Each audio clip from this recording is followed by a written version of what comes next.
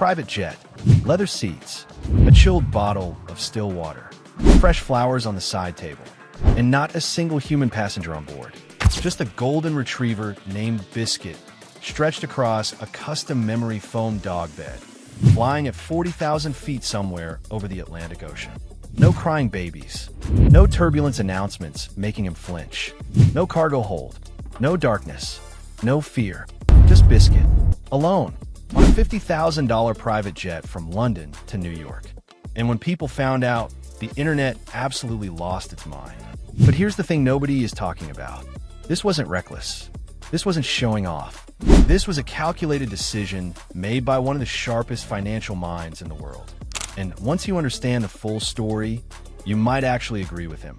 The man behind the decision. His name doesn't matter as much as what he represents. A self-made billionaire investor. The kind of man who reads earnings reports on Sunday mornings before church. The kind of man who turned a modest inheritance into a nine-figure portfolio through discipline, patience, and an almost robotic understanding of risk versus reward. He owns 3 properties, one in Mayfair, London, one on the Upper East Side of Manhattan, and a countryside estate in the Cotswolds where the air smells like cut grass and old money. His wife, Elena, is the kind of woman who reads rooms instantly and decorates them even faster. She has an eye for beauty, a sharp sense of humor, and one absolute non-negotiable in her life. Biscuit, a 5-year-old golden retriever she has raised since he was 8 weeks old. She trained him herself. She feeds him herself. On the nights her husband travels for business, which is often, Biscuit sleeps on her side of the bed. When the couple decided to relocate from London to New York for an extended period, everything was arranged swiftly. Movers, shipping containers, the artwork wrapped and crated, the wines cataloged and transported with more security than most people's retirement savings. But then came the question neither of them had thought deeply enough about in advance. What about Biscuit? The problem with commercial cargo. Here's what most people don't know. When you fly a dog commercially, even on the most premium airlines, the animal travels in the cargo hold. It is pressurized. It is temperature controlled. Technically, it is safe, but it is also dark. It is loud with mechanical noise. The dog is placed in a crate surrounded by luggage, freight, and the constant vibration of engines at close range. There is no human contact for the duration of the flight. No familiar voice. No reassurance. Just hours of confusion and isolation for an animal that has no way of understanding what is happening or why. For some dogs, this is manageable. They sleep. They cope. They arrive shaken, but fine. But Biscuit had anxiety. Not severe. Not debilitating in normal life. But Elena had noticed the signs over years of careful observation. Thunderstorms made him pace. Loud, unexpected noises made him freeze. New environments took him days to adjust to, not hours. A transatlantic cargo hold crossing lasting 7 hours was not a manageable scenario. Elena told her husband. Her husband listened. And then he did what billionaires do when they identify a problem with a clear solution and the resources to execute it. He solved it immediately. The booking, one call to their private aviation broker, a Gulfstream G550, London Luton to Teterboro, New Jersey. The flight would take approximately 7 hours and 40 minutes, depending on Atlantic winds. The quote came back, $50,000 for a single dog. The broker did not blink. The billionaire did not hesitate. He approved the booking before the call ended. But he didn't stop there, because if Biscuit was flying alone, Biscuit was flying properly. A veterinary behaviorist was consulted in advance to ensure the journey would be as calm as possible without sedation, which vets increasingly advise against for air travel. A specific calming protocol was established using familiar scents, a worn item of Elena's clothing placed inside his bed, and a carefully timed feeding schedule in the hours before departure. The interior of the jet was prepared. His memory foam travel bed was positioned in the main cabin. A crew member who had previously interacted with Biscuit on one of those flights was specifically requested.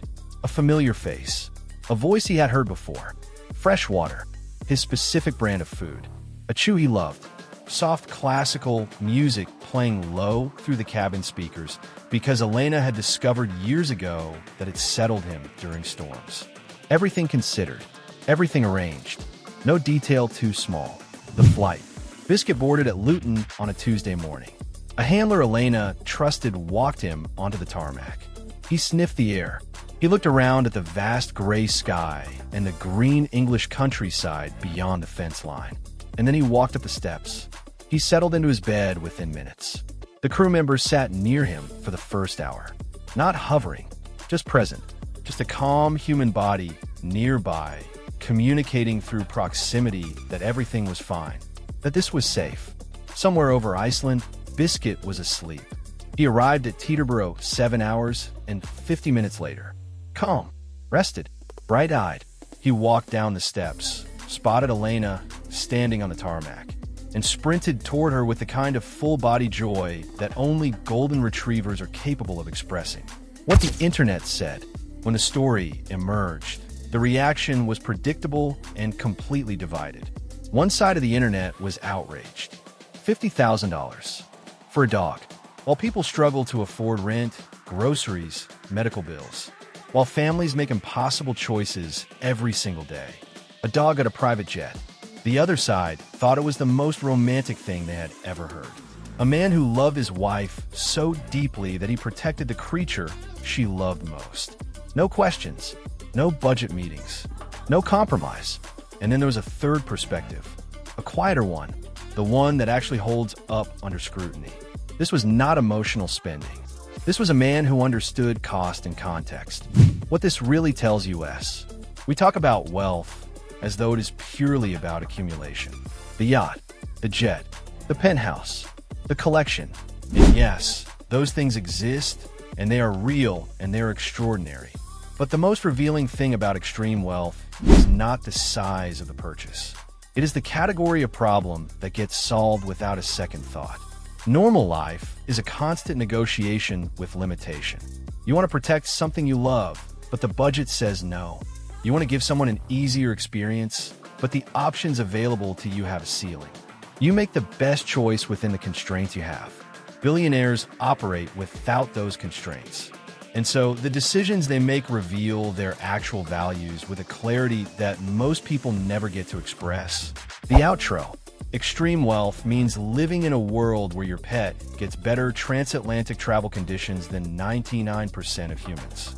It means your dog flies in a pressurized leather cabin with classical music and a familiar crew member, while most people are cramming into middle seats with their knees against a tray table. It means the question was never, can we afford this? The question was only, what does Biscuit actually need to be okay? And the answer was $50,000 and a Gulfstream. If that makes you feel something, whether it is outrage or admiration or a complicated mix of both, that feeling is worth sitting with. Because it tells you something real about how money actually works at the very top, and what people choose to do with it when nobody is watching and no decision is too expensive. Biscuit arrived in New York on a Tuesday. He slept in Elena's bed that same night, and somewhere in a Mayfair townhouse being packed into crates and shipping containers. His little chew toy was already on its way to meet him. If you want to see more stories about the way extreme wealth actually works behind closed doors, subscribe now. We cover the real decisions, the real numbers, and the real world that most people never get access to. Hit the notification bell. You will not want to miss what we have coming next.